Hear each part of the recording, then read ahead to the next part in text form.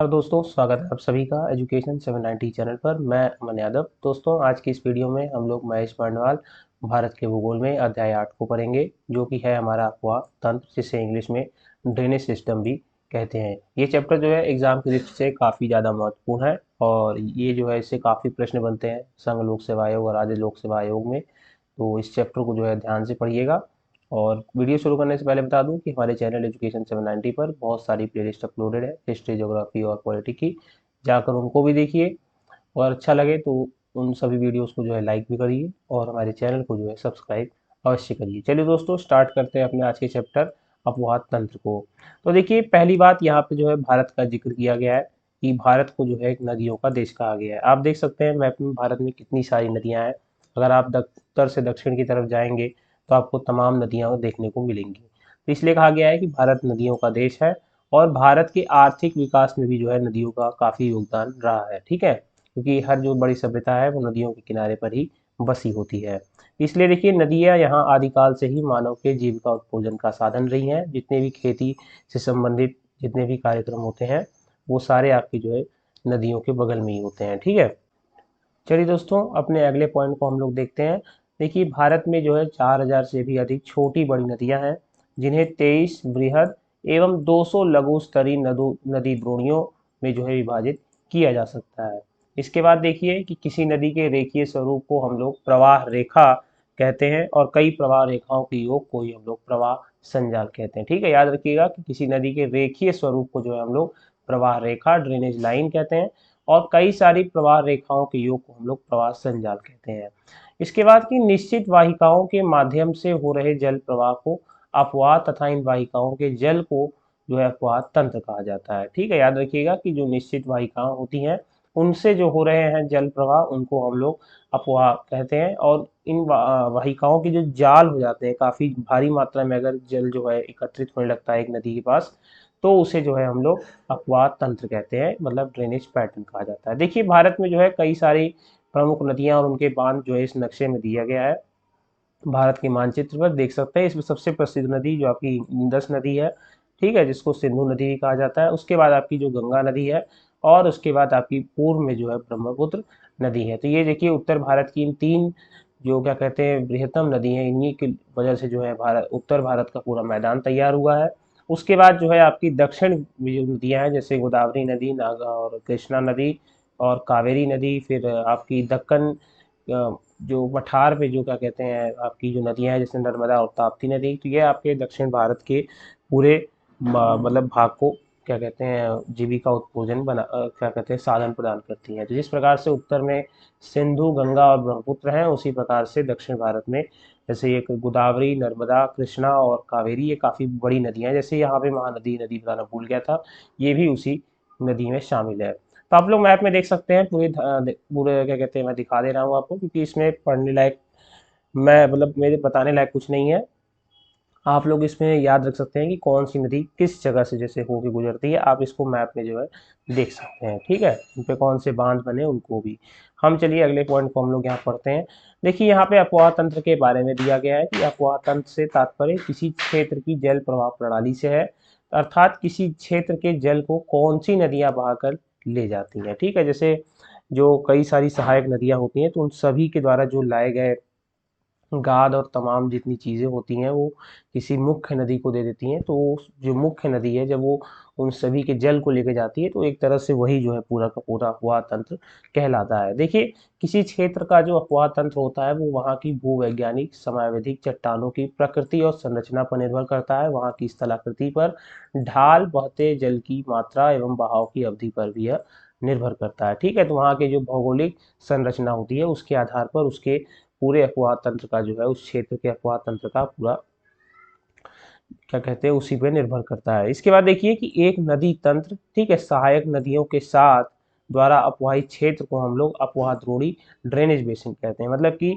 सहायक नदियों के साथ जब हम पूरी नदी उस नदी को बारे में बात करेंगे तो उसको हम लोग अपवाह द्रोणी या ड्रेनेज बेसिन कहते हैं। ठीक है, एक अपवाह द्रोणी को दूसरे से अलग करने वाली सीमा को ही जल विभाजक वाटर डिवाइडर कहते हैं। इसी कारण जो है सिंधु नदी और गंगा नदी के बीच में भी एक वाटर डिवाइड, ठीक है, जल विभाजक बना हुआ है। इस कारण से जो है सिंधु नदी आपकी उत्तर पश्चिम की साइड में है, और आपकी जो गंगा नदी है ये उत्तर पूर्व की साइड में है। चलिए देखिए, बड़ी नदियों के जल ग्रहण क्षेत्र को नदी द्रोणी, जबकि छोटी नदियों व नालों द्वारा अपवाहित क्षेत्र को जल संभर कहा जाता है। तो छोटी नदियां अपने अंदर जितना जल समाहित करती हैं उसे हम लोग जल संभर कहते हैं, और बड़ी नदियां जितना जल ग्रहण करती हैं उसे नदी द्रोणी कहा जाता है। जल संभर का जो है आकार छोटा होता है, सीधी सी बात है, क्योंकि जो नदी द्रोणी है काफ़ी बड़ी मात्रा में होती है, काफ़ी बड़ी। जिस प्रकार से गंगा नदी है वो, उसको जो है हम लोग गंगा रिवर बेसिन भी कहते हैं, याद रखिएगा, ठीक है। तो नदी द्रोणी का जो है आकार बड़ा होता है और जल संभर का जो है आकार छोटा होता है। इसी साथ के देखिए कि नदी अपना जल किसी विशेष दिशा में बहाकर समुद्र में मिलाती है, और यहाँ कई कारकों पर निर्भर करता है। अब ये देखिए, ये पूरा का पूरा ढलान और वहाँ की भौगोलिक परिस्थितियों पर निर्भर करता है, ठीक है। जैसे भूतल का ढाल किस प्रकार से है, भौतिक संरचना किस प्रकार से है, जल की प्रवाह की मात्रा और जल का वेग कितना है, इस पर भी निर्भर करता है। इसके बाद देखिए कि भारतीय अपवाह तंत्र का जो वर्गीकरण किया जाता है उसमें भी कई विभिन्न है, जैसे कि समुद्र में जल विसर्जन के आधार पर। जैसे कुछ नदियां जो है अरब सागर में बह जाती हैं, कुछ जो है बंगाल की खाड़ी में बहती हैं। चलिए आगे देख लेते हैं। देखिए, कुल अपवाह क्षेत्र का लगभग 77% भाग, जिसमें कि गंगा, ब्रह्मपुत्र, महानदी, कृष्णा आदि नदियां शामिल है, यह जो है बंगाल की खाड़ी में जो है जल विसर्जित करती हैं। जबकि 23% भाग, जिसमें सिंधु, नर्मदा, तापी, माही, पेरियार नदी भी शामिल है, अपना जल अरब सागर में गिराती है। तो देखिए यहाँ पे कुछ नदियों के नाम दिए गए हैं, ठीक है। गंगा, ब्रह्मपुत्र, महानदी, कृष्णा, ये जो 77% भाग है कुल अपवाह क्षेत्र का, वो बंगाल की खाड़ी में गिरता है, और 23% भाग जो है वो आपका अरब सागर में गिरता है। देखिए अभी हमने पढ़ा था कि जल संभर क्षेत्र के आकार के आधार पर जो है भारतीय अपवाह द्रोणियों को 3 भागों में बांटा जाता है। देखिए इसमें प्रमुख नदी द्रोणी है, ठीक है, जिनका अपवाह क्षेत्र 20,000 वर्ग किलोमीटर से अधिक है। इसमें देखिए 14 नदी द्रोणियां शामिल है, ये काफी बड़ी नदियां हैं, ठीक है।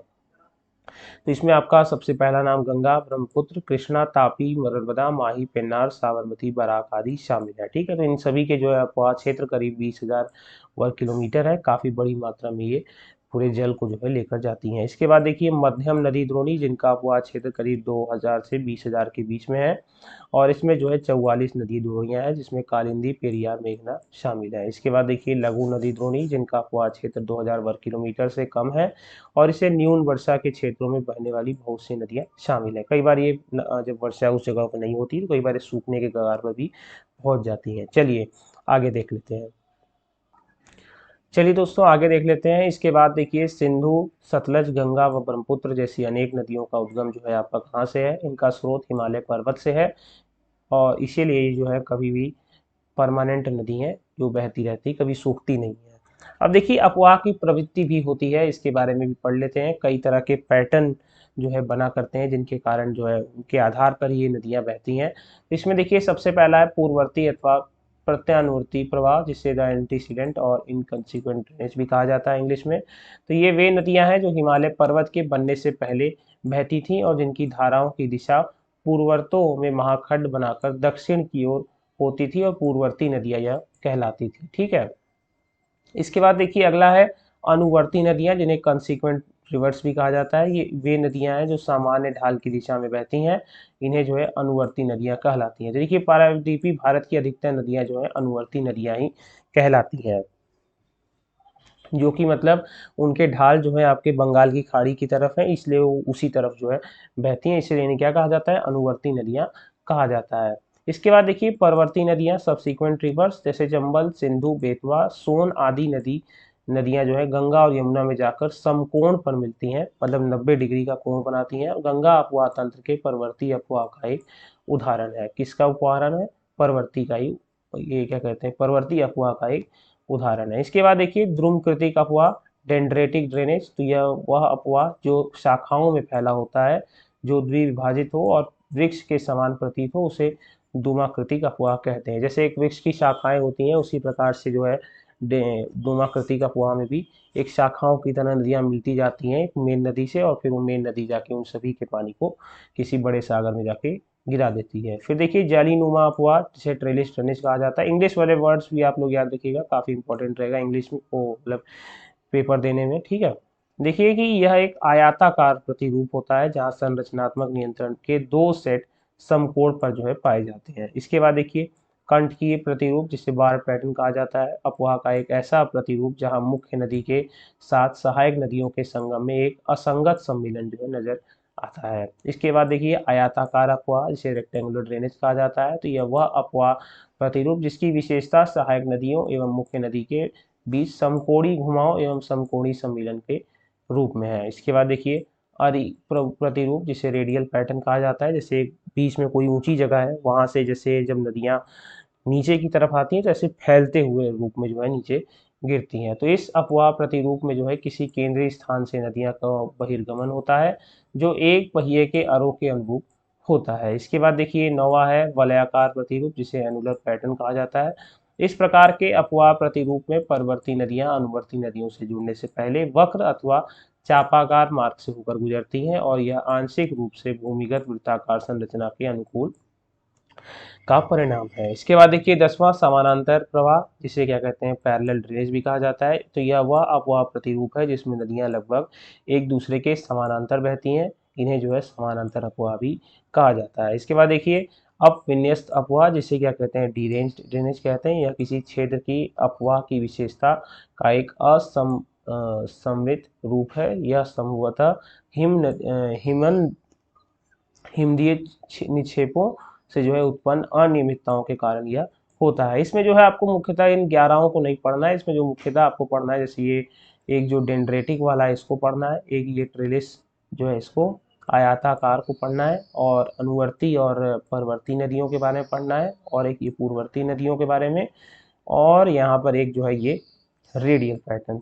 ठीक है, और ये प्रतिरूप को बस पढ़ना है, बाकी पढ़ने की कोई जरूरत नहीं है क्योंकि बाकी इंपॉर्टेंट एग्जाम की दृष्टि से नहीं है, क्योंकि हमें एग्जाम क्वालिफाई करना है, हमें सिर्फ पढ़ते ही नहीं रहना है। ठीक है, इसके बाद देखिए कि प्रायद्वीपीय पठार की अधिकांश बड़ी नदियों का उद्गम स्थल जो है पश्चिमी घाट में है तथा ये नदियां बंगाल की खाड़ी में अपना जल विसर्जित करती हैं। इसमें दो अपवाद भी हैं, ठीक है, याद रखिएगा, नर्मदा और तापी जैसी दो बड़ी नदियां एवं अनेक छोटी नदियां इनके अपवाद के रूप में अपना जल अरब सागर में जो है विसर्जित करती हैं।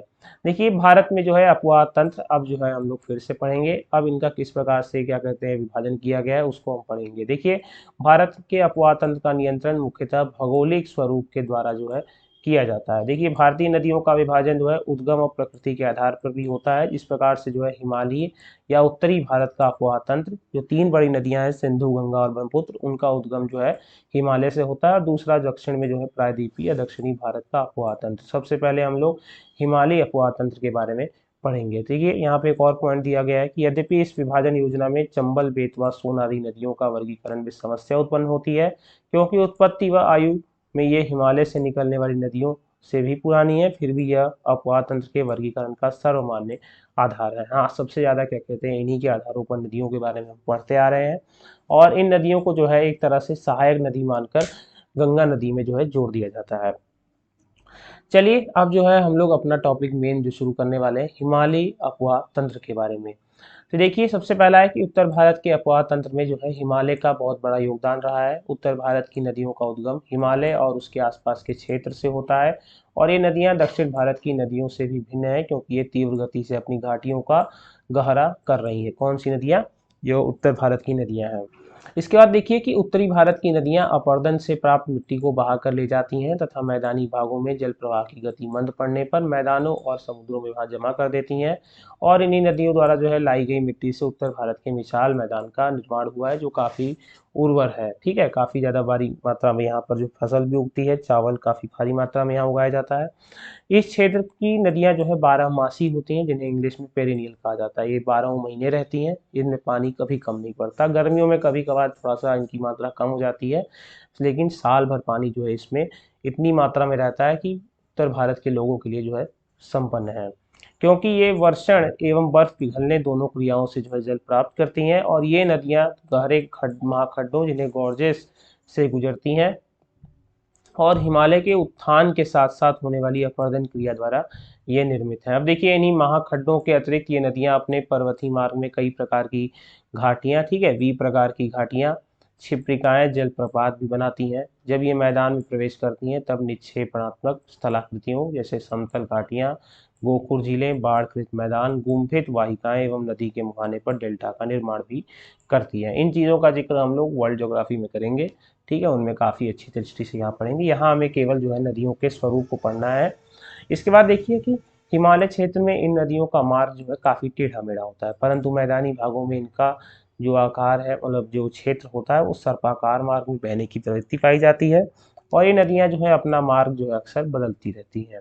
इसके साथ देखिए कि भारतीय नदी प्रणाली को यहाँ पर जो है एक तरह से चित्र के माध्यम से या कह लीजिए लाइन के माध्यम से जो है प्रस्तुत किया गया है। देखिए यहाँ पे हिमालय नदी, प्रायद्वीपीय नदी याद करने में काफ़ी आसानी रहेगी। तो भारतीय नदी प्रणाली को हिमालय नदी जो हिमालय से निकलती है, प्रायद्वीपीय जो दक्षिण भारत में नदियाँ हैं।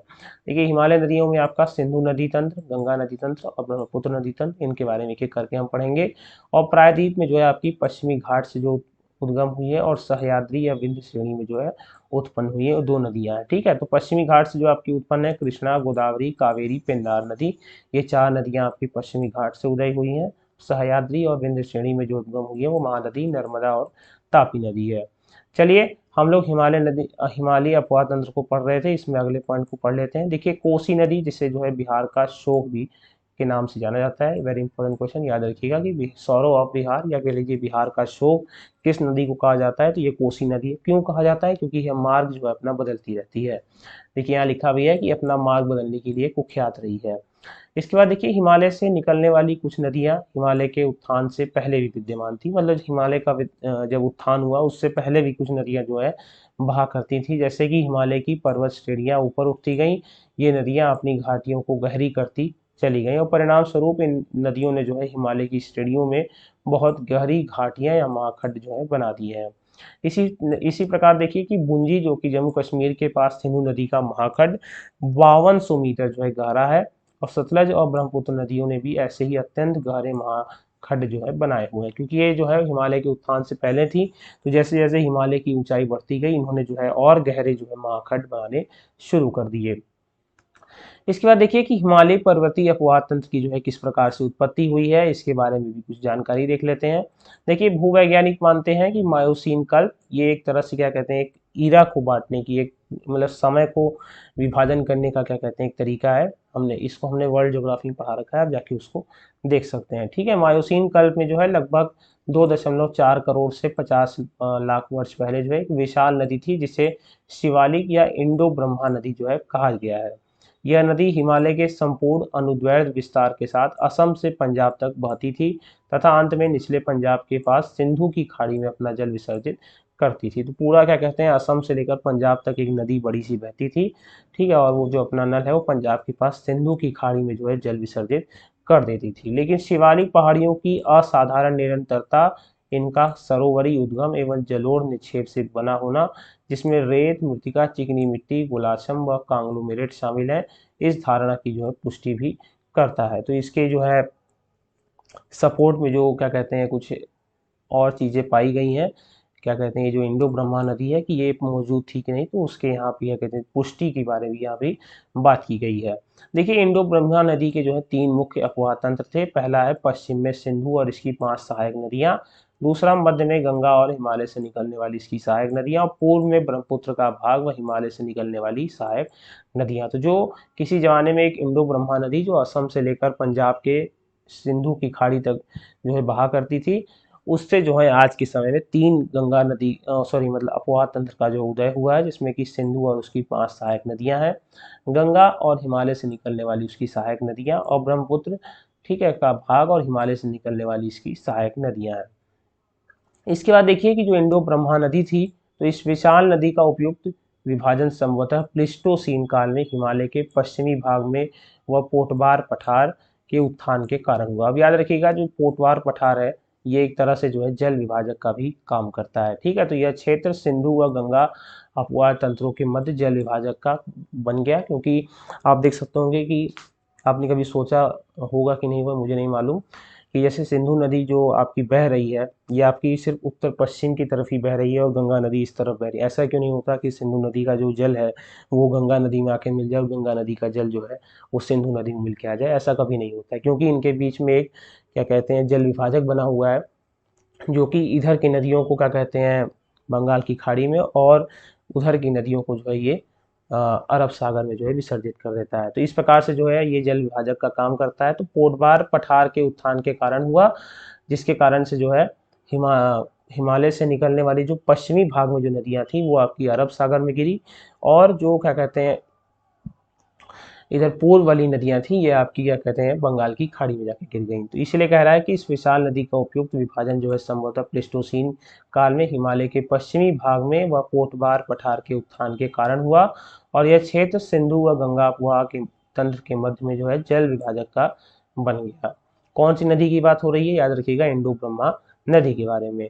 तो इसके बाद देखिए कि मध्य प्लेस्टोसीन काल में जो है राजमहल की पहाड़ियां और मेघालय पठार के मध्य स्थित मालदा गैप का अधोक्षेपण हुआ, और जिसमें गंगा और ब्रह्मपुत्र नदी तंत्रों का जो है दिशा परिवर्तन हुआ, और वे बंगाल की खाड़ी की ओर जो है प्रवाहित होने लगी थी।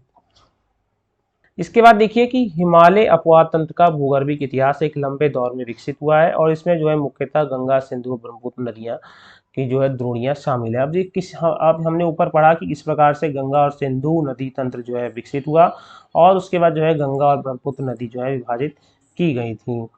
इसके बाद देखिए कि हिमालय अपवाह तंत्र की नदियां, अब इनके बारे में हम लोग डिटेल में पढ़ेंगे। इसके बाद देखिए दोस्तों कि अभी हम लोग पढ़ेंगे हिमालय अपवाह तंत्र की नदियों के बारे में। तो देखिए हिमालय अपवाह तंत्र की नदियां, इनमें जो है 3 नदियां हैं, ठीक है। पहला है सिंधु नदी तंत्र, गंगा नदी तंत्र और ब्रह्मपुत्र नदी तंत्र, ठीक है। इनके बारे में हमने पूरी जानकारी ले ली, किस प्रकार से इनका निर्माण हुआ है, इनके भूगर्भिक इतिहास के बारे में पढ़ लिया। अब देखेंगे एक एक करके इन तीनों नदी तंत्रों के बारे में, जो कि उत्तर भारत के मैदान को पूर्ण तरीके से निर्मित करती हैं, और तमाम तरह की जो इसमें सहायक नदियां हैं वो इनके साथ जो है बहते बहते अपने अपनी जगह पर जाकर विसर्जित कर देती हैं। जैसे ये जो सिंधु नदी तंत्र है ये आपका अरब सागर में जाके गिरती है, और आपकी गंगा नदी और ब्रह्मपुत्र नदी जो है यह बंगाल की खाड़ी में जाके गिरती है। पहला पढ़ेंगे सिंधु नदी तंत्र, इंडस रिवर सिस्टम के बारे में, ठीक है। इस नदी पर जो है सबसे बड़ी सभ्यता सिंधु घाटी सभ्यता भी निर्मित हुई है, इसलिए काफ़ी ज़्यादा महत्वपूर्ण है इतिहास की दृष्टि से भी, और इसको हम लोग भौगोलिक दृष्टि से पढ़ेंगे अभी, ठीक है। देखिए यह विश्व की सबसे बड़ी नदी द्रोणियों में से एक है, और जिसका जो है क्षेत्रफल करीब 11,65,000 वर्ग किलोमीटर है, और भारत में जो है इसका क्षेत्रफल लगभग 3,21,279 वर्ग किलोमीटर शामिल है। कितना है, 3,21,279 वर्ग किलोमीटर। तो आपको ये दोनों फैक्ट जो है याद रखने पड़ेंगे कि इसका क्षेत्रफल टोटल कितना है, और भारत में इसका क्षेत्रफल कुल कितना है। देखिए सिंधु नदी की कुल लंबाई जो है 2,880 किलोमीटर है, परंतु भारत में इसकी लंबाई केवल 1,114 किलोमीटर है। यह वह क्षेत्र है जितने में भारत में जो है इसका क्षेत्र मतलब बहती है ये भारत में जो है, ठीक है। क्योंकि ये भारत उदय तो इसका क्या कहते हैं तिब्बत से होता है, और तिब्बत से निकलते ये क्या कहते हैं आपकी भारत में, भारत से होते हुए पाकिस्तान से, और फिर ये अरब सागर में गिर जाती है। तो भारत में यह जो है हिमालय की नदियों में सबसे पश्चिमी नदी है। आप देख सकते हैं इसका यहाँ पे मैप में भी दिया गया है पश्चिमी नदी। यहाँ मानसरोवर झील कैलाश पर्वत से निकलती होते हुए ये जो है आपका जम्मू कश्मीर से होते हुए आपके फिर क्या कहते हैं पाकिस्तान में होते हुए और अरब सागर में ये गिर जाती है। चलिए आगे देख लेते हैं। देखिए सिंधु नदी का उद्गम तिब्बती क्षेत्र में कैलाश पर्वत श्रेणी में बोखरचू, ठीक है, के निकट एक हिमनद से होता है, जो करीब 4,164 मीटर की ऊंचाई पर स्थित है, और तिब्बत में इसे सिंगी खम्बान अथवा शेरमुख कहते हैं, ठीक है। तो कैलाश पर्वत की श्रेणी में जो है बोखरचू के निकट एक हिमनद से होता है, जिसकी ऊंचाई जो है 4,164 मीटर है, और इसे सिंगी खम्बान जिसका मतलब होता है शेरमुख भी कहते हैं। देखिए लद्दाख व जास्कर श्रेणियों के बीच से उत्तर पश्चिम दिशा में बहती हुई यह लद्दाख और बालिस्तान से गुजरती है। लद्दाख श्रेणी को काटते हुए यह नदी जम्मू कश्मीर में गिलगिट के समीप एक दर्शनीय महाखंड भी निर्माण करती है, और यहाँ से यह पाकिस्तान के चिल्हड़ के निकट दर्दिस्तान में जो है प्रवेश करती है। इसकी 5 सहायक नदियां हैं जिनका नाम है सिंधु सतलज व्यास रावी चिनाब झेलम। सिंधु नदी तो ये खुद ही इसका नाम है, इसलिए देखिए इसमें जो है सिंधु सतलज व्यास रावी चिनाब और झेलम सिंधु नदी तंत्र की जो है प्रमुख नदियां हैं। सिंधु नदी की बहुत सी सहायक नदियां और भी हैं, ठीक है। 5 मुख्य तो ये हो गई, और इनके अलावा जो है जो कि हिमालय से निकलती हैं, जैसे श्योक, गिलगिट, जास्कर, हुंजा, नुब्रा, शिगार, गास्टिंग और द्रास, ये और कुछ और नदियां हैं जो हिमालय पर्वत से निकलती हैं, और इसकी सहायक नदियां हैं। अंततः यह नदी जो है अटक पंजाब प्रांत पाकिस्तान के निकट पहाड़ियों से बाहर निकलती है, जहां दाहिने तट पर यह काबुल नदी से जाकर ये मिल जाती है। देखिए इसी सिंधु नदी के लिए जो है एक जल संधि भी हुई है 1960 में कि भारत और पाकिस्तान इसके कितने जल का उपयोग करेंगे। देखिए सिंधु जल संधि 1960 के अनुसार 3 पूर्वी नदियां जिनमें व्यास, रावी और सतलज का नियंत्रण भारत को और 3 पश्चिमी नदियां सिंधु, चेनाब और झेलम का नियंत्रण पाकिस्तान को दिया गया है। यद्यपि इन सभी नदियों के जल का बंटवारा दोनों देश के बीच होता है और भारत इस नदी प्रक्रम के संपूर्ण जल का केवल 20% जल उपयोग कर सकता है और इस जल का उपयोग जो है वह पंजाब, हरियाणा और राजस्थान के दक्षिण पश्चिमी भागों में सिंचाई के लिए जो है किया करता है। आप लोग इधर मानचित्र में देख सकते हैं कि नदियों के हमने बताया था कि ये मानसरोवर झील कैलाश पर्वत से निकलते हुए बढ़ती है और ये इसकी जो है श्योक, नुब्रा और ये जो है इसकी क्या कहते हैं सहायक नदियां हैं। और इधर जो है अफगानिस्तान से जो नदियां निकलती हैं ये भी इसके साथ जो है मिलती चली जाती हैं, जैसे कुर्रम हो गई, काबुल हो गई, ठीक है। और जैसे सतलज, ये जो पंचनद है जिसे क्या कहते हैं पंजाब का क्षेत्र भी कहा जाता है। तो ये 5 नदियां जो हैं झेलम, चिनाब, रावी, ब्यास, सतलुज, ये भी इससे जाकर मिलती हैं। देखिए पंचनद द्वारा निर्मित पंच दोआब क्षेत्र, ठीक है। तो 2 नदियों के बीच भूमि क्षेत्र को हम लोग दोआब के नाम से जानते हैं। और दोआब और उसका नदी क्षेत्र, जैसे विष्ट दोआब जो आपका व्यास और सतलज के बीच में निर्मित है, बारी दोआब व्यास और रावी के बीच में निर्मित है, रचना दोआब रावी और चिनाब के बीच में, चाज दोआब जो चिनाब और झेलम के बीच में, और सिंध सागर दोआब झेलम और सिंधु के बीच में निर्मित होता है। तो याद रखिएगा दोआब किसको, 2 नदियों के बीच की भूमि को जो है दोआब कहते हैं और ये काफ़ी ज़्यादा उर्वर इसमें जो है शक्ति होती है, काफ़ी अच्छी फसलें इसमें उगाई जा सकती हैं। देखिए कि इसके दाहिने तट पर मिलने वाली अन्य मुख्य सहायक नदियां जिसमें खुर्रम, तोची, गोमल, झावे और कंदर हैं और ये सभी नदियां सुलेमान पर्वत श्रेणियों से जो है निकलती हैं। रुक जाइए, एक चीज़ मैंने आपको बताना भूल गया था। नहीं नहीं सही है, सब सही है, ठीक है। चलिए आगे चलते हैं। तो ये जो है इसके दाहिने तट वाली नदियां थी जिनके बारे में हमने पढ़ा। ये जो है इसकी सहायक नदियां हैं जो दाहिने तट से इसकी तरफ मिलती हैं, जो खुर्रम, तोची, गोमल, झावेक और कंदर हैं और ये सभी नदियां जो है सुलेमान पर्वत श्रेणियां से निकलती हैं। देखिए यह नदी दक्षिण की ओर बहती हुई मिथन कोट के निकट पंचनद का जल ये प्राप्त करती हैं। पंचनद का नाम पंजाब की 5 मुख्य नदियों सतलज, व्यास, रावी, चेनाब, झेलम को जो है संयुक्त रूप से दिया गया है। अंत में सिंधु नदी कराची के पूर्व में अरब सागर में जो है मिल जाती है और भारत में सिंधु नदी जम्मू कश्मीर राज्य के केवल लेह जिले में बहती है। कहाँ बहती है? केवल लेह जिले में बहती है। देखिए सिंधु और ब्रह्मपुत्र नदियों का उद्गम क्षेत्र जो है तिब्बत का पठार है। सिंधु नदी का भी वहीं पर है और ब्रह्मपुत्र नदियों का भी वहीं पर है। और तिब्बत के पठार से निकलने वाली अन्य बहुत सारी नदियां हैं जिसका नाम है यांगसी क्यांग, जियांग, हांगो, पीत या पीली नदी, इरावदी, मेकांग और सतलज। तो ये कुछ और नदियों के नाम है जो तिब्बत के पठार से जो है निकलती हैं। इसके बाद देखिए कि श्योक नदी को मध्य एशिया में यारकंडी या काराकोरम क्षेत्र में मृत्यु की नदी का नाम भी जो है जाना जाता है। देखिए प्राचीन काल में यारकंड से लद्दाख के नीचे इस नदी के माध्यम से जो है व्यापार भी हुआ करता था। ये एक विशेष जानकारी अतिरिक्त जानकारी के रूप में दिया गया है। जास्का नदी का उद्गम हिमाचल प्रदेश और जम्मू कश्मीर की सीमा पर सरचू के उच्च अक्षांशीय पठारी भाग से जो है होता है। किसका उद्गम? जास्कर नदी का। और यह नदी जास्कर श्रेणी में गहरे गार्ड्स का जो निर्माण भी करती है तथा कठोर चट्टानी भागों से होकर यह बहती है और यह पहले उत्तर फिर पूर्व की ओर बहते हुए नेमू के निकट सिंधु नदी में जाकर मिल जाती है। इसके बाद देखिए आपकी सतलज नदी, ठीक है, इसको सतुद्री भी जो है कहा जाता है। यह एक पूर्ववर्ती नदी है जो तिब्बत में 4555 मीटर की ऊंचाई पर मानसरोवर के निकट राकस ताल झील से जो है निकलती है और जहां इसे जो है लांगचेन खम्बाब के नाम से भी जाना जाता है। ठीक है, भारत में इसे सतलज नदी के नाम से जाना जाता है और इसे जो है तिब्बत में जो है लांगचेन खबाब के नाम से जाना जाता है। यह उत्तर पश्चिम दिशा से बहते हुए इंडो तिब्बत सीमा के समीप शिपकिला दर्रे के पास भारत में प्रवेश करने से पहले लगभग 400 किलोमीटर तक सिंधु नदी के समानांतर बहती है, मतलब उसके साथ साथ में बहती है और फिर जो है रोपड़ में एक महाखंड से निकल जाती है। भारत में प्रवेश करने के पश्चात इसके उत्तरी भाग से जो है एक स्पीति नदी जाकर इसमें मिलती है। तो स्पीति नदी जो है इसके क्या कहते हैं सहायक नदी है। स्पीति अब देखिए स्पीति नदी के भी बारे में बताया गया है कि 16,000 फीट ऊंचे कुज्जुम दर्रे से जो है यह निकलती है तथा हिमालय और हिमाचल प्रदेश के किन्नौर जिले के नामगिया गांव के समीप जो है सतलज नदी से जाकर मिल जाती है। तो स्पीति नदी जो है सतलज नदी की सहायक नदी है, जो कि क्या कहते हैं, कहाँ से इसका उद्गम होता है, नामगिया गाँव, सॉरी कुंजम दर्रे से जो है यह निकलती है और नामगिया गाँव में जाकर ये सतलज नदी से मिल जाती है। सतलज सिंधु नदी की महत्वपूर्ण सहायक नदी है। यह भाखड़ा नागल परियोजना के नहर तंत्र का पोषण भी करती है, जो कि सबसे बड़ा बांध भी है। फिलहाल अब तो नहीं रहा, क्योंकि इसके अलावा भी एक दूसरा बांध जो है बन चुका है, टेहरी डैम। ठीक है, टेहरी बांध जो सबसे बड़ा डैम है भारत का। चलिए, तो भाखड़ा नागल परियोजना का जो है पोषण करती है सिंधु नदी, और आगे जाकर ये जो है व्यास नदी में जाकर मिल जाती है।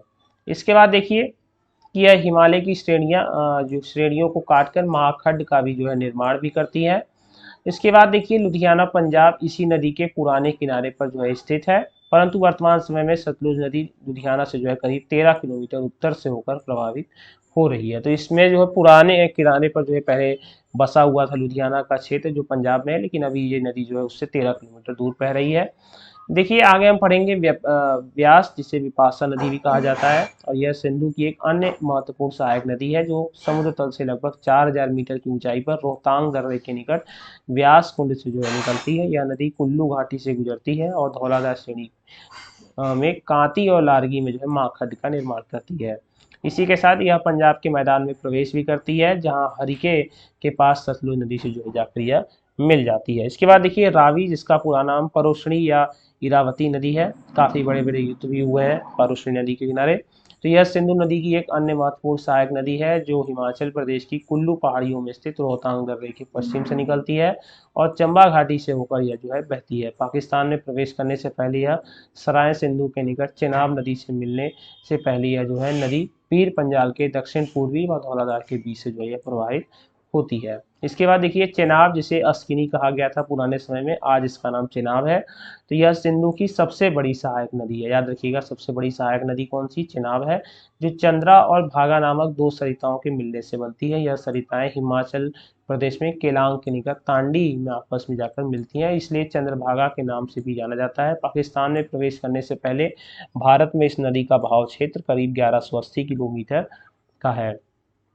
इसके बाद देखिए झेलम नदी, जिसे वितस्ता कहा जाता है, और यह जो है सिंधु की सहायक नदी है, जो कश्मीर के घाटी के दक्षिण पूर्वी में पीर पंजाल गिरिपाद में स्थित वेरीनाग झरने से जो है यह निकलती है।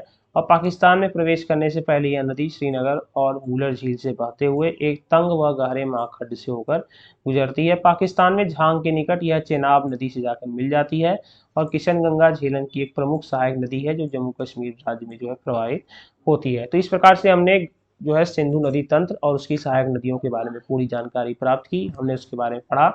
काफ़ी इंपॉर्टेंट क्वेश्चन इससे जो है बनते हैं। आगे चलिए, अब हम लोग जो है उत्तर भारत की सबसे प्रमुख नदी गंगा नदी तंत्र के बारे में पढ़ेंगे। पूरे की पूरी जो लाइफ लाइन है उत्तर भारत की, ठीक है, वो पूरी पूरी गंगा नदी पर ही निर्भर है। देखिए कि अपनी विशाल, द्रोणी और व्यापक सांस्कृतिक महत्व के दृष्टिकोण से गंगा भारत की सबसे महत्वपूर्ण एवं सबसे लंबी, करीब 2525 किलोमीटर लंबी नदी है। और यह नदी जो है उत्तराखंड राज्य के उत्तरकाशी जिले में स्थित गंगोत्री हिमनद, वेरी इंपॉर्टेंट, काफी बार आएगा एग्जाम में, कि यह नदी उत्तराखंड राज्य के उत्तरकाशी जिले से गंगोत्री हिमनद, जो करीब 3900 मीटर की ऊंचाई से जो है भगीरथी नाम से निकलती है, और अलकनंदा, देवप्रयाग में अलकनंदा से मिलकर जो है ये गंगा नदी जो है बनती है। तो पहले इसका नाम भगीरथी होता है, लेकिन देवप्रयाग में अलकनंदा से मिलने से यह जो है गंगा नदी बन जाती है। तो देखिए यहाँ पे गंगा नदी तंत्र दिया गया है, जिस प्रकार से इसका जो है यहाँ पे शुरुआत हुआ है भगीरथी के नाम से, और फिर धीरे धीरे ये जो है बढ़ते बढ़ते आपकी जाकर क्या कहते हैं गंगा बंगाल की खाड़ी में जाकर मिल जाती है। अब देखिए कि गंगा की सहायक नदियों का जो है यहाँ पर संगम दिया गया है, कि एक एक करके जो उसमें नदियाँ मिलती जाती हैं। सबसे पहले भगीरथी जब ये निकलती है, तो जो है सबसे पहले यह देवप्रयाग अलकनंदा में जाकर मिलती है, यहाँ से इसका नाम जो है गंगा पड़ता है। फिर कन्नौज में यह जो है रामगंगा, फिर तीसरा जो है इलाहाबाद में जो है इसे यमुना मिलती है, चौथा गाजीपुर में जो है गोमती, पांचवा छपरा में जो है घाघरा मिलती है, पटना में जो है सोन नदी, सातवां हाजीपुर में गंडक, भागलपुर में जो है कोसी नदी, और नौवा है मालदा महानंदा जाकर इससे मिल जाती हैं। तो ये इस प्रकार से जो है इससे सारी नदियां जो है इसकी सहायक नदियां धीरे धीरे मिलती चली जाती हैं, और ये जो है इन सभी का जो है जल लेकर ये फिर बांग्लादेश से होते हुए फिर बंगाल की खाड़ी में जाकर गिरती है। देखिए गंगा नदी उत्तराखंड में जो है 310 किलोमीटर, उत्तर प्रदेश में सबसे ज़्यादा करीब 1140 किलोमीटर, बिहार में 455 किलोमीटर और पश्चिम बंगाल में करीब 520 किलोमीटर का मार्ग तय करती है। सबसे ज़्यादा इसका बड़ा मार्ग उत्तर प्रदेश में स्थित है। तो यह जो है मध्य एवं लघु हिमालय श्रेणियों को काटकर संकरे महाखड्डों से होकर गुजरती है और झाला के समीप सिया गंगा नदी भागीरथी से जाकर यह मिलती है। भागीरथी नदी में भिलांगना टिहरी उत्तराखंड में और अलकनंदा देव प्रयाग में जाकर जो है मिलती है।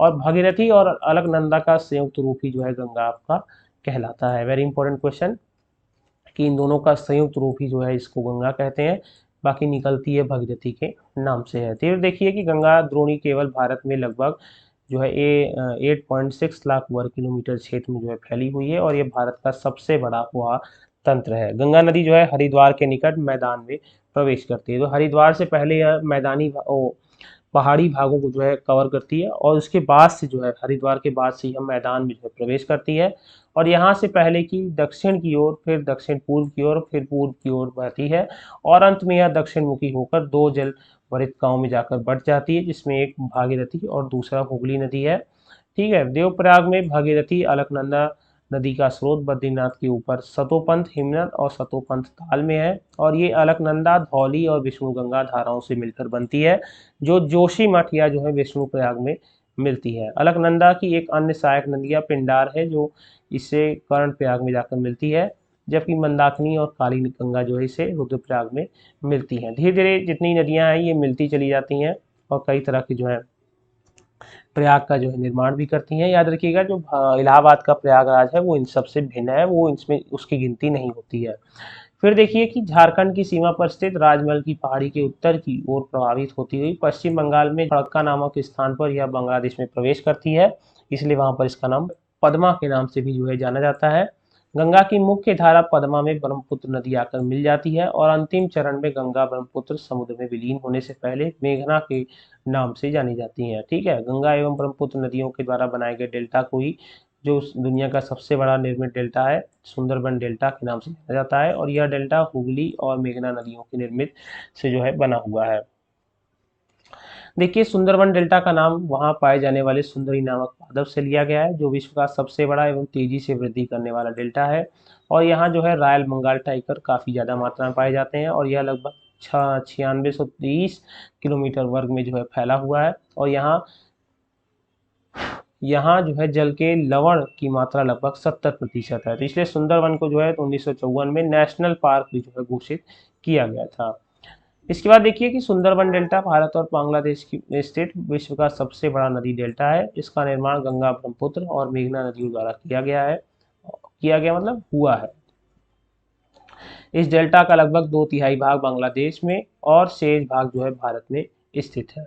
देखिए भूवैज्ञानिक ओल्डहम के अनुसार गंगा के जलोढ़ निक्षेपों की मोटाई करीब 4000 से 6000 मीटर है और ग्लेनी के अनुसार जो है करीब 2000 मीटर है। तो देखिए विद्वानों में मतभेद है गंगा के जलोढ़ निक्षेपों के बारे में, कोई कहता है 4000 से 6000 है और ग्लेनी के अनुसार यह 2000 मीटर है।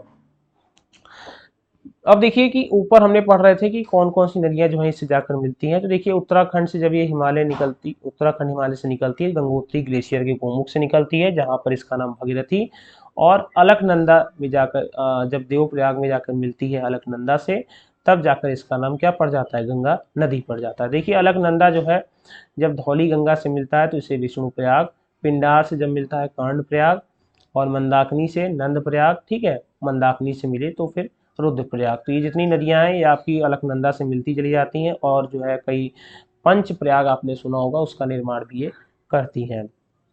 देखिए फिर ये देवप्रयाग में मिली नदियां, फिर गंगा नदी बनी, फिर उसके बाद ये जो है ऋषिकेश में और फिर ये हरिद्वार में पहुंचती है। तो अभी तक जो है ये ऊपरी गंगा नहर मतलब ये पहाड़ी इलाका तय करते आ रही थी गंगा नदी, ठीक है, और जो है अब तक ये शुरुआत से लेकर अब तक उत्तराखंड में करीब 310 किलोमीटर जो है सफ़र तय कर चुकी रहती गंगा नदी। इसके बाद हरिद्वार से जो है यह मध्य मैदानी भागों में प्रवेश करती है, तो फिर उसके बाद ये बिजनौर में, फिर उसके बाद नरौरा में जो है एक बांध भी बना हुआ है, वहाँ से जो है ये और क्या कहते हैं पूर्व की ओर आती है, फिर उसके बाद फर्रुखाबाद, फिर यह कन्नौज में जहाँ पर इससे रामगंगा और काली नदी जाकर मिलती हैं, और उसके बाद यह कानपुर में, फिर फतेहपुर फतेहपुर और फिर जाके यह इलाहाबाद में मिलती है। इलाहाबाद में याद रखिएगा यमुना नदी जो है जाकर इससे मिलती है, और इसलिए यहाँ पर जो है प्रयाग जो है यहाँ पे निर्मित होता है। और आप लोग घूमने भी आते होंगे तो आपने देखा होगा। इसके बाद देखिए यहाँ से होते हुए मिर्ज़ापुर, वाराणसी और गाजी नगर में जाकर जो है गोमती नदी मिलती है, और गाजीपुर तक जो है करीब उत्तर प्रदेश में ये 1140 किलोमीटर जो है तय कर चुकी रहती है। गाजीपुर के बाद यह जो है छपरा में जो है इंटर करती है, बिहार यहाँ से शुरू हो जाता है, और छपरा में जो है इससे घाघरा नदी जो कि नेपाल से उद्गम होता है जाकर मिलती है। फिर आपका सोन नदी जो कि आपका पटना में जाकर मिलती है। फिर काठमांडू से जो नदी गंडक निकलती है वो जाकर हाजीपुर में जाकर गंगा नदी से मिलती है। फिर उसके बाद कोसी नदी जो कि आपका भागलपुर में मिलती है। ठीक है, तो छपरा से लेकर भागलपुर में ये बिहार में जो है सफ़र तय करती है करीब 455 किलोमीटर का। और फिर जो है यहाँ से निकलते हुए ये आपकी दो भागों में टूट जाती है, एक है फरक्का, दूसरी हुगली में। ठीक है, तो झारखंड में जो है 40 किलोमीटर में साहेबगंज पाकुड़ में जाकर ये दो नदियों में मिल गई। तो फरक्का से जो है फरक्का बैरेज का निर्माण किया गया है, और पश्चिम बंगाल में जो है यहाँ से एंट्री होती है। और ब्रह्मपुत्र की जो है सबसे ब्रह्मपुत्र को जो है बांग्लादेश में जमुना नदी के नाम से जाना जाता है। और जो है ठीक है, इसके बाद जो है जब ये फरक्का में जब एंट्री करती है गंगा नदी तो यहाँ पे इसका नाम जो है पद्मा पड़ जाता है। और जब ये ब्रह्मपुत्र नदी जिसका नाम जमुना है बांग्लादेश में, जब ये मिलती है तो यहाँ से जो है ये जब संयुक्त रूप से आगे बढ़ती है तो पद्मा नदी जो है बन जाती है, और पद्मा नदी जाकर फिर मेघना के नाम से जानी जाती है। इन दोनों का स्वरूप ठीक है, ये गंगा नदी जो क्या कहते हैं बट जाती है जब ये बांग्लादेश में जाकर, इसको पद्मा नदी और जमुना, तो जमुना और जब पद्मा मिलते हैं तो मेघना, और मेघना जब नदी एक संयुक्त रूप से बहती है तो ये जाकर सुंदरबन डेल्टा में मिलती है। तो याद रखिएगा कि मेघना नदी कुछ और नहीं बल्कि ब्रह्मपुत्र और गंगा नदी का संयुक्त रूप है। ठीक है, तो जो हुगली नदी जो क्या कहते हैं बहती है वो आपकी कोलकाता में जो है बहती है, और ये जो है आगे चल के फिर भागीरथी में और फिर गंगा सागर द्वीप में और फिर फाइनली बंगाल की खाड़ी में जाकर गिरती है। तो देखिए यहाँ पर आपको फरक्का बैरेज के बारे में भी दिया गया है कि गंगा पर जो है बैराज बनाकर इसके जल को भागीरथी की ओर जो है प्रवाहित करने का विचार सर्वप्रथम आर्थर कॉटन ने 1853 में किया था, और गंगा की धारा पर 17 किलोमीटर तक ऊपरी हिस्से पर बने बैरेज को फरक्का का नाम जो है दिया गया है। तो इस प्रकार से जो है ये गंगा का अफवाह तंत्र है, और थोड़ा बहुत यहाँ पे जो है कई बार कंफ्यूजन हो जाता है। ठीक है, तो इसमें जो है धीरे धीरे आपको पढ़ते पढ़ते ये समझ में आ जाएगा। तो जैसे आपने जो यहाँ पर अभी पढ़ा था, यहाँ पर इसके बारे में अगर आपको सही से पढ़ना है तो आपको ये जो पूरा गंगा नदी प्रणाली को यहाँ पर लाइन के माध्यम से दिया गया, डायग्राम के माध्यम से, इसको आप अपने माइंड में जो है बैठा लीजिएगा। देखिए यहाँ पे मैं आपको बताना भूल गया था कि यमुनोत्री ग्लेशियर से जो है आपकी यमुना नदी निकलती है। इसकी 5 सहायक नदियाँ चंबल, बेतवा, केन, काली सिंध और हिंडन नदियाँ हैं, जिनका जल ये जो है अपवाह तंत्र के रूप में लेकर आती है और इलाहाबाद में जाकर गंगा नदी से मिल जाती है। तो यह था आपका गंगा नदी अपवाह तंत्र। अब इसके बारे में जो है हम लोग यहाँ पर जो है पढ़ लेते हैं। देखिए मंदाकिनी नदी चौड़ाबाड़ी ताल नामक झील से निकलती है, और ये सोनप्रयाग में काली गंगा से जाकर ये मिलती हुई आगे बढ़ती है, और यह नदी केदारनाथ से रुद्रप्रयाग के मध्य प्रवाहित होती है, और यह बद्रीनाथ के दक्षिण में स्थित रुद्रप्रयाग नामक स्थान पर अलकनंदा से जाकर मिल जाती है। तो रुद्रप्रयाग नामक स्थान पर जाकर यह अलकनंदा से मिल जाती है, इसलिए वहाँ पर जो है रुद्रप्रयाग का निर्माण भी करती है। इसके बाद देखिए कि गंगा द्रोणी के अंतर्गत जो है उत्तर भारत में हिमालय से निकलने वाली 12 मासी व अनित्यवाही नदियां एवं दक्षिण में प्रायद्वीप से निकलने वाली अनित्यवाही नदियां भी जो है शामिल है। प्रायद्वीपीय उच्च भूमि से आने वाली मुख्य सहायक नदियों में जो है चंबल, बेतवा और सोन है। ठीक है, ये जो नदियां हैं आपकी क्या कहते हैं प्रायद्वीप से निकल कर आती हैं, चंबल, बेतवा, और जाकर जो है यमुना नदी और फाइनली जो है आपकी गंगा नदी में जाकर मिलती हैं। ठीक है, सोन गंगा के दाहिने किनारे पर मिलने वाली कुछ प्रमुख नदियां भी हैं। इसकी सोन गंगा जो है दाहिने किनारे पर मिलने वाली एक प्रमुख नदी है। गंगा नदी के बाएं तट पर जो मिलती है, ये आपको याद रखना पड़ेगा, बाएं तट और दाएं तट पे कौन कौन सी नदियां मिलती हैं, ये आपको अलग अलग करके जो है इसको एक कॉपी में जो बनाना पड़ेगा, तब आपको ये अच्छे से याद होगा। ठीक है, तो गंगा नदी के बाएं तट पर मिलने वाली महत्वपूर्ण सहायक नदियों में जो है आपका रामगंगा, गोमती, घाघरा, गंडक, कोसी और महानंदा है। और गंगा नदी सागर द्वीप के निकट अंततः बंगाल की खाड़ी में जाकर मिल जाती है। देखिए जवाहरलाल नेहरू ने गंगा की विशेषता की व्याख्या करते हुए कहा था कि अपने स्रोत से सागर तक पुराने समय से नए समय तक गंगा भारत की सभ्यता की कहानी है, और वास्तव में गंगा भारतीय सभ्यता का एक पर्याय है। ठीक है, गंगा नदी जो है पूरे भारत की एक सभ्यता और संस्कृति के रूप में भी है। इसकी जो है पूरी तरीके से इसका धार्मिक महत्व भी बताया गया है। तमाम तरह की आप धार्मिक किताबें पढ़ेंगे, उनमें जो है गंगा का काफ़ी उल्लेख किया गया है। इसके बाद देखिए फतेहपुर, इलाहाबाद, कानपुर, वाराणसी, पटना, भागलपुर आदि गंगा नदी के तट पर स्थित जो है कुछ प्रमुख नगर भी हैं। और आप पढ़ेंगे इतिहास में कि कई सारे जितने भी बड़े बड़े नगर थे वो आपके गंगा नदी तट पर ही बने थे। जो मगध राज्य था जो आपका बिहार में बना था, वो भी एक तरह से गंगा की नदियों या कह लीजिए सहायक नदी के बगल में जो है काफ़ी बड़ा एक साम्राज्य बना हुआ था। अब देखिए गंगा नदी तंत्र का जो है दोआब क्षेत्र, तो इसमें जो है कुल 7 दोआब क्षेत्र हैं जिनके बारे में पढ़ते हैं। देखिए गंगा यमुना दोआब जो कि आपका यमुना और गंगा से निर्मित है। रुहेलखंड का मैदान रामगंगा और गोमती से, अवध का मैदान गोमती व घाघरा से, पूर्ववर्ती उत्तर प्रदेश का मैदान जो कि आपका घाघरा व गंडक से निर्मित है। सारण का मैदान गंडक व बूढ़ी गंडक से, मिथिला का मैदान बूढ़ी गंडक व कोसी से, पश्चिम बंगाल का मैदान कोसी व महानदा से निर्मित है। देखिए अब आपका गंगा स्मार्ट सिटी परियोजना भी बनाई गई है। ठीक है, इसमें जो है 10 आपके जिले शामिल हैं। ठीक है, जैसे यहाँ पे देखिए 2 जो है आपके जिले आपके उत्तराखंड से हैं, फिर उसके बाद आपका क्या कहते हैं उत्तर प्रदेश के जिले हैं, और फिर आपका जो है इसमें बिहार और पश्चिम बंगाल के भी शामिल है। देखिए ऊपरी गंगा क्षेत्र में आपके गोमुख हरिद्वार 294 किलोमीटर, मध्य गंगा क्षेत्र में हरिद्वार से वाराणसी तक 1082 किलोमीटर, निम्न गंगा क्षेत्र का वाराणसी से कोलकाता 1134 किलोमीटर तक फैला हुआ है। इसके बाद देखिए गंगा को साफ करने के लिए जो है काफ़ी योजनाएं भी चलाई गई। इसमें सबसे पहला जो है प्रधानमंत्री की अध्यक्षता में नमामि गंगे परियोजना का जो है शुभारंभ किया गया। तो प्रधानमंत्री की अध्यक्षता में 1 जुलाई 2016 को हुई केंद्रीय मंत्रिमंडल की बैठक में सरकार को फ्लैगशिप योजना नमामि गंगे की स्वीकृति दी गई।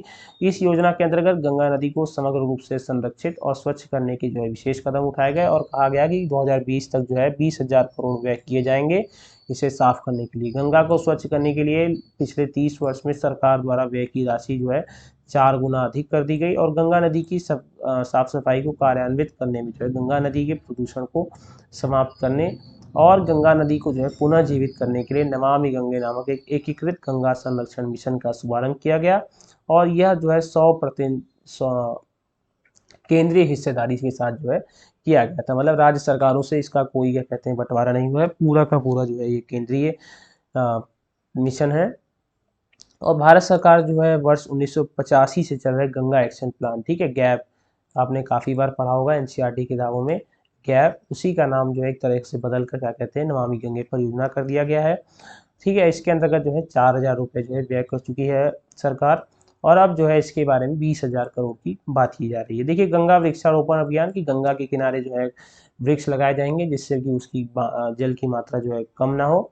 तो 9 से 15 जुलाई 2018 के मध्य गंगा बेसिन के 5 प्रमुख राज्यों, ठीक है, उत्तराखंड, उत्तर प्रदेश, बिहार, झारखंड और पश्चिम बंगाल, ये 5 राज्य हैं जो कि काफ़ी भारी मात्रा में उसके जल का उपयोग करते हैं। यहाँ पर जो है राष्ट्रीय स्वच्छ गंगा मिशन द्वारा गंगा वृक्षारोपण अभियान जो है आयोजित किया गया था और इस कार्यक्रम का मुख्य उद्देश्य गंगा नदी के संरक्षण में वनों के महत्व के प्रति सामान्य जनों एवं हितधारकों को जागरूक करना था।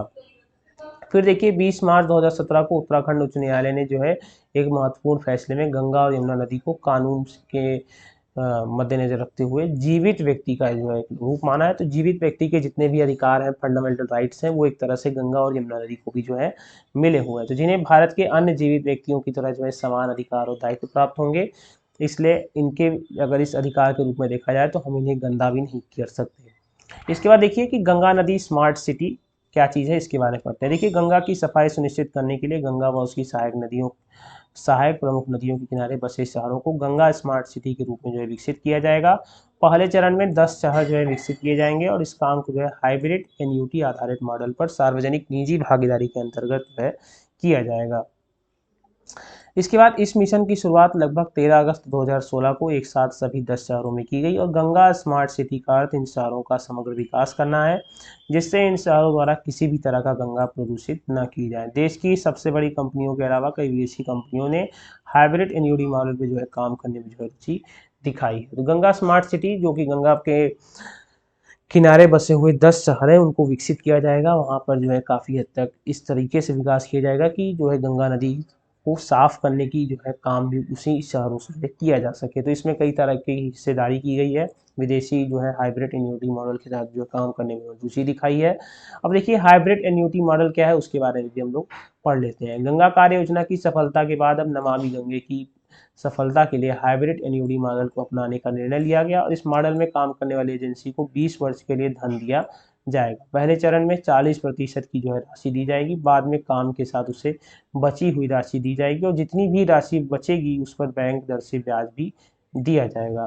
पहले इस काम के लिए केंद्र व राज्य सरकार 70-30 के अनुपात में जो है व्यय करना था, लेकिन बाद में इस पूरे कार्यक्रम को केंद्र सरकार जो है वहन करेगी। तो पहले जो है अनुपात केंद्र और राज्य सरकार के बीच में 70-30 का था, लेकिन अब जो है इसका पूरा व्यय जो है आपका केंद्र सरकार करेगी। चलिए दोस्तों अब अगला देख लेते हैं। देखिए यमुना नदी के बारे में, ये भी एक काफ़ी प्रमुख नदी है जो कि जाकर गंगा नदी से जाकर मिलती है इलाहाबाद में। देखिए कि चलिए अपने अगले पॉइंट की तरफ बढ़ते हैं। यमुना नदी के बारे में पढ़ेंगे। तो यह देखिए यह गंगा की सबसे पश्चिमी और सबसे लंबी सहायक नदी है। इसका स्रोत यमुनोत्री हिमनद से है जो कि हिमालय में बंदरपुर श्रेणी के पश्चिमी ढाल पर 6316 मीटर की ऊंचाई पर स्थित है। नीचे की ओर यह मंसूरी श्रेणी उत्तराखंड के पीछे इसमें जो है टोंस नदी जाकर मिलती है। मंसूरी श्रेणी से यमुना नदी मैदानी क्षेत्र में प्रवेश करती है जहाँ यह एक चौड़े वक्र के रूप में जो है बहती है।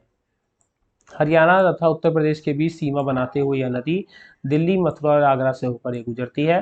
प्रयाग जो कि इलाहाबाद में स्थित है, यहाँ पर यमुना का गंगा से संगम होता है और प्रायद्वीपीय पठार से निकलने वाली चंबल, काली सिंध, बेतवा एवं केन नदियाँ इसके दाहिने तट पर जाकर मिलती हैं, जबकि हिंडन, रिहंद, सेगर, वरुणा आदि नदियाँ इसके बाएं तट पर जाकर मिलती हैं। तो ये आपको बाएं तट और दाहिने तट जो है आपको याद करना पड़ेगा, इसका कोई दूसरा उपाय नहीं है। हाँ, ट्रिक बनाकर आप जरूर याद कर सकते हैं। मैं कभी भविष्य में जो है ट्रिक बनाऊंगा तो आप लोग जरूर देख लीजिएगा। फिलहाल अभी ऐसा कोई प्लान नहीं है। यमुना की लंबाई जो है करीब 1370 किलोमीटर है और इसका हुआ क्षेत्रफल करीब 3,59,000 किलोमीटर है और इसका अधिकांश जल सिंचाई के उद्देश्य से पश्चिम व पूर्वी यमुना शहरों और आगरा शहरों में जो है होता है। तो देखिए इसके बाद हम पढ़ेंगे चंबल नदी के बारे में। तो यह जो है मध्य प्रदेश के मालवा पठार में महू के निकट जो है जनापाव पहाड़ी से निकलती है और इसका उत्तरोन्मुख होकर एक महाखड्ड से बहती हुई कोटा राजस्थान पहुंचती है, जहां इस पर गांधी सागर बांध जो निर्मित है। कोटा से यह बूंदी, सवाई माधोपुर और धौलपुर होती हुई इटावा के समीप यमुना नदी से जाकर मिल जाती है। तो यह जो है चंबल नदी इटावा में जाकर यमुना नदी से मिलती है और चंबल एक अध्यारोपित नदी है। यह अपनी उत्खात भूमि वाली भू आकृति के लिए प्रसिद्ध है, जिसे चंबल खड्ड भी कहा जाता है। ठीक है, चंबल के डाकू के नाम से भी काफ़ी प्रसिद्ध है। यहाँ पे डाकुओं का काफ़ी जो है लोग भी रहते हैं। ठीक है, एक तरह से यह जो है बदनाम करने के लिए बुराई की चीज़ है, तो इस पर हम फोकस नहीं करेंगे ज़्यादा। हम केवल बात करेंगे कि इसको जो है रिवाइन ऑफ चंबल या चंबल खड्ड भी कहा जाता है। चंबल की घाटी के नाम से काफ़ी ज़्यादा प्रसिद्ध है। इसके बाद देखिए गंडक नदी, जो कि गंडक नदी जो है दो धाराओं काली गंडक और त्रिशूल गंगा के मिलने से जो है बनती है। ठीक है, काली गंडक और त्रिशूल गंगा से जो है मिलकर बनती है गंडक नदी, जो नेपाल हिमालय में धौलागिरी व माउंट एवरेस्ट के बीच से निकलती है और यह नदी जो है मध्य नेपाल को जो है अपवाहित करती है। बिहार के चंपारण जिले में यह गंगा के मैदान में जो प्रवेश करती है और पटना के निकट सोनपुर में गंगा नदी में जाकर यह मिलती है, जो कि पश्चिम चंपारण जिले में स्थित त्रिवेणी नहर से जो है जल ग्रहण करती है। इसके बाद देखिए आपकी घाघरा नदी, जो कि घाघरा नदी माप चाचू यमुना से जाकर निकलती है और तीला, सेती व बेरी नामक सहायक नदियों से जल ग्रहण करने के उपरांत यह जो है आपका शीशा पानी में गहरे महाखड्ड का निर्माण करते हुए पर्वत से मैदानी भाग में जो है प्रवेश करती है। शारदा नदी, जिसे काली या काली गंगा भी कहा जाता है, इससे जो है मैदान में जाकर मिलती है और अंत में जाकर ये छपरा में यह गंगा नदी में जो है जाकर विलीन हो जाती है। तो यह जो है सहायक नदियां हैं, कुछ हम लोग गंगा नदी की सहायक नदियां और कुछ जो है इसमें यमुना की सहायक नदियों के बारे में जो है हम लोग जो है पढ़ रहे हैं। तो उसी में जो है यह जो है छपरा में जाकर ये नदी जो है आपकी मिल जाती है। कौन सी नदी आपकी मिलती है? तो घाघरा नदी जाकर गंगा में मिल जाती है। तो देखिए यमुना नदी तंत्र को आप यहाँ पर देख सकते हैं आप पूरा। ठीक है, इसमें बताने लायक वैसे कुछ है नहीं, आप लोग इसको मैप में एक बार देख लीजिए तो अच्छे से आपको याद हो जाएगा। इसके बाद देखिए आप हम लोग कोसी नदी के बारे में पढ़ेंगे। तो कोसी एक पूर्ववर्ती नदी है। इसका उद्गम स्रोत जो है माउंट एवरेस्ट के उत्तर में स्थित गोसाई थान चोटी के समीप से है, जहां से इसकी मुख्य धारा अरुण निकलती है। नेपाल में यह मध्य हिमालय को पार करने के बाद इसमें पश्चिम से सोन कोसी और पूर्व से तमूर कोसी मिलती है। और कोसी नदी की 7 धाराएं, जिनमें से अरुण प्रमुख है, सामूहिक रूप से इन्हें सप्त कोसी जो है कहा जाता है। यह नदी पर्वतों के ऊपरी क्षेत्र में भारी मात्रा में अवसाद लाकर मैदानी भाग में जमा करती हैं और इससे नदी मार्ग अवरुद्ध हो जाता है। परिणाम स्वरूप नदी अपना मार्ग जो है बदलती रहती है। इसलिए जो है कोसी नदी को बिहार का शोक कहा जाता है, क्योंकि ये काफ़ी ज़्यादा जो है मार्ग अपना बदलती रहती है। भारत की अन्य सभी नदियों में से कोसी नदी ने सर्वाधिक बार अपने प्रवाह मार्ग का जो है बदला हुआ है। क्यों बदला है, इसके बारे में हमने यहाँ पर पढ़ा। इसके क्या कारण था मार्ग बदलने का? भयंकर बाढ़ों के लिए कुख्यात इस नदी को बिहार का शोक कहा जाता है और यह नदी भागलपुर के समीप गंगा में जाकर मिलती है। इसके बाद देखिए रामगंगा। ठीक है, तो रामगंगा गैरसैंण के निकट पीढ़ी गढ़वाल की पहाड़ियों में स्थित दूधा टोली श्रेणी से निकलने वाली छोटी नदी है और यह नदी शिवालिक को पार करने के बाद अपना मार्ग दक्षिण पश्चिम दिशा की ओर बनाती है तथा उत्तर प्रदेश में नाजीबाबाद के निकट जो है मैदान में प्रवेश करती है। अंत में कन्नौज के निकट यह गंगा नदी में मिल जाती है। इसके बाद देखिए गोमती नदी। तो गोमती नदी का उद्गम क्षेत्र जो है गोमत ताल पीलीभीत में है और यह गंगा नदी की एकमात्र सहायक नदी है जिसका उद्गम मैदान में होता है। बाकी सबका जो है पहाड़ों पर होता है, इसका जो है उद्गम स्थल कहाँ पर है? मैदान में होता है। इसके बाद आपका जो है दामोदर नदी। तो दामोदर नदी जो है छोटा नागपुर पठार के पूर्वी किनारे से निकलती है तथा भ्रंश घाटी से होती हुई हुगली नदी में जाकर गिरती है और बराकार इसकी जो है इसकी जो है मुख्य सहायक नदी है। इसके बाद देखिए कि बिहार का शोक कही जाने वाली इस नदी पर बंगाल का शोक, जिस प्रकार से बिहार का शोक को कोसी नदी, दामोदर को जो है बंगाल का शोक कहा जाता है। ठीक है, बंगाल का शोक कही जाने वाली इस नदी पर दामोदर घाटी निगम नामक एक बहुउद्देशीय परियोजना का निर्माण भी किया गया है और बराकार, जमुनिया, वेनगंगा एवं पेनगंगा इसकी प्रमुख सहायक नदियां हैं। किसकी? तो याद रखिएगा यह जो है दामोदर नदी की है। ठीक है, बराकार, जमुनिया, वेनगंगा, पेनगंगा ये दामोदर नदी की जो है सहायक नदियां हैं, जिसमें बराकार व वेनगंगा इसके उत्तर में एवं पेनगंगा इसके दक्षिण में जाकर स्थित है। दामोदर नदी भारत की सर्वाधिक प्रदूषित नदी है। ठीक है, और गिरिडीह एवं दुर्गापुर के मध्य में 300 किलोमीटर लंबे मार्ग में यह जैविक मरुस्थल बनकर अब केवल रह गई है। ठीक है, काफ़ी हद तक इसका प्रदूषित करके इसको काफ़ी हद तक बेकार कर दिया गया है। दामोदर नदी से जो है एडन नहर वर्ष 1938 में निकाली गई थी और यह 65 किलोमीटर लंबी तथा 10,000 हेक्टेयर भूमि को जो है सिंचित करती है। निम्न वलन के कारण विभ्रंश घाटी के निर्माण का संबंध जो है दामोदर घाटी से है। इसके बाद देखिए शारदा और सरयू नदी। इसको काफ़ी फास्ट इसलिए पढ़ रहा हूँ जिससे कि आपका एक बार रिवीजन भी हो जाए और आपने इसको अगर पहले पढ़ा हो तो आपको याद हो जाए। जिन्होंने नहीं पढ़ा है उनके लिए भी अच्छा है कि उनको तेजी से जो है इसको याद करने का मौका मिलेगा। सरयू नदी का उद्गम नेपाल हिमालय के मिलाम हिमनद में है और इसे जो है गौरी गंगा के नाम से जाना जाता है और यह भारत नेपाल सीमा के बीच में बहती हुई, जहाँ इसे काली या चाइक भी कहा जाता है, घाघरा नदी में जाकर मिल जाती है। इसके बाद देखिए महानंदा नदी। ठीक है, गंगा नदी की एक अन्य महत्वपूर्ण सहायक नदी महानंदा है जो दार्जिलिंग पहाड़ियों से निकलती है और यह पश्चिम बंगाल में गंगा नदी के बाएं तट पर मिलने वाली अंतिम सहायक नदी है। तो याद रखिएगा अंतिम सहायक नदी आपकी महानंदा नदी है जो कि आपका दार्जिलिंग की पहाड़ियों से निकलती है। इसके बाद हम पढ़ेंगे सोन नदी के बारे में कि गंगा के दक्षिण, ठीक है, दाहिने तट पर, याद रखिएगा कि दाहिना तट और बायां तट, ठीक है, दाएं तट बाएं तट जो है आपको कौन सी नदियां उसके बाएं तट से मिलती हैं, कौन सी उसके दाएं तट से, ये आप किताब पर जो है पूरा का पूरा एक डायग्राम बना लीजिएगा जिससे आपको याद रहे, क्योंकि अगर आप ऐसे पढ़ेंगे तो आपको याद नहीं लगेगा। जैसे मैंने बोला कि बाएं तट, तो बाएं तट में आप गंगा की सारी जो सहायक नदियां उनको लिखिएगा, दाहिना तट उसमें आप उस गंगा की सहायक नदियों के बारे में लिखिएगा, किस जगह पर मिलती हैं उसको वहीं पे एरो बनाकर लिख लीजिएगा, काफ़ी आसान रहेगा याद करने में एग्जाम के लिए। गंगा के दक्षिण पर सोन की तट पर सोन एक बड़ी सहायक नदी है जो अमरकंटक पठार से निकलती है और पठार के उत्तरी किनारे पर जलप्रपातों की श्रृंखला बनाती हुई यह नदी पटना से पश्चिम में आरा के समीप जो है रामनगर दानापुर में गंगा नदी में जाकर मिलती है और यह नदी मध्य प्रदेश से निकलकर उत्तर प्रदेश, झारखंड और बिहार में प्रवाहित होती है। रिहंद और उत्तरी कोयल इसकी कुछ प्रमुख सहायक नदियां भी हैं। तो यहाँ पर जो है हमने यमुना और गंगा नदी के सहायक नदियों के बारे में पढ़ा और दोनों नदियां जो है जाकर प्रयाग में मिल जाती हैं और इस प्रकार से जो है गंगा नदी तंत्र के बारे में हमने पूरा चीज़ जान लिया। अब जो है उत्तर भारत की एक और प्रमुख नदी, ठीक है, जिसको हम लोग पढ़ेंगे वो है ब्रह्मपुत्र नदी तंत्र के बारे में पढ़ेंगे। चलिए दोस्तों स्टार्ट करते हैं। चलिए अपना पॉइंट पहला शुरू करते हैं। देखिए ब्रह्मपुत्र नदी जो है विश्व की सबसे बड़ी नदियों में से एक है और इसका उद्गम जो है आपका कैलाश पर्वत श्रेणी में मानसरोवर झील के निकट चेमा युंगडुंग हिमनद से जो है होता है। तो ये याद रखिएगा कि कैलाश पर्वत श्रेणी में मानसरोवर झील के निकट चेमा युंगडुंग हिमनद से जो है इसका क्या कहते हैं उद्गम होता है। तो यहाँ से यह जो है पूर्व दिशा में अनुदैर्ध्य रूप से बहती हुई दक्षिणी तिब्बत के शुष्क एवं समतल मैदान में लगभग 1200 किलोमीटर की दूरी तय करती है और इसे तिब्बत में जो है सांगपो नाम से जाना जाता है, जिसका शाब्दिक अर्थ होता है अर्थ शोधक प्योरीफायर होता है। ठीक है, तो इसको तिब्बत में जांगपो नदी के नाम से जाना जाता है और जांगपो नदी की लंबाई सिंधु नदी से कुछ अधिक है, परंतु इसका अधिकांश मार्ग भारत से बाहर स्थित है। इसके बाद देखिए ब्रह्मपुत्र नदी जो है पूर्व की ओर 1100 किलोमीटर तक मुख्य हिमालय श्रेणी के समानांतर बहती है।